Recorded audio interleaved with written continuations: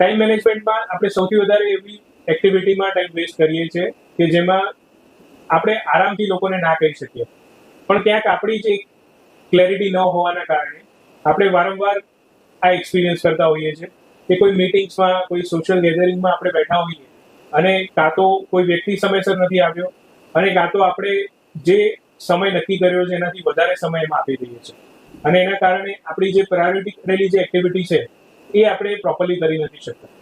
અને એટલે ટાઈમ મેનેજમેન્ટના પોઈન્ટ ઓફ વ્યૂથી પણ ના કહેવી જરૂરી છે. ના કઈ રીતે? તો જ્યારે કોઈ વ્યક્તિ સમય પર નથી આવતો તો એને મળવાની ના કહેવી, અથવા જ્યારે મારો સમય જે મેં નક્કી કર્યો છે કોઈ મીટિંગ માટે, કોઈ સોશિયલ ગેધરિંગ માટે, અને કોઈ ઇન્સિસ્ટ કરે કે તમે થોડું વધારે સમય અહીંયા બેસો, ત્યારે ના કહેવું. આ બંને રીતે આપણે પ્રોપર ટાઈમ મેનેજ કરી શકીએ છીએ. અને આજના સમયમાં પૈસા કરતા ટાઈમ વધારે કિંમતી છે, કારણ કે ગયેલો પૈસો કદાચ પાછો મેળવી શકાય, પણ ટાઈમ એ ક્યારેય પાછો નથી મેળવી શકાતો. એટલે ટાઈમનું સૌથી વધારે મહત્વ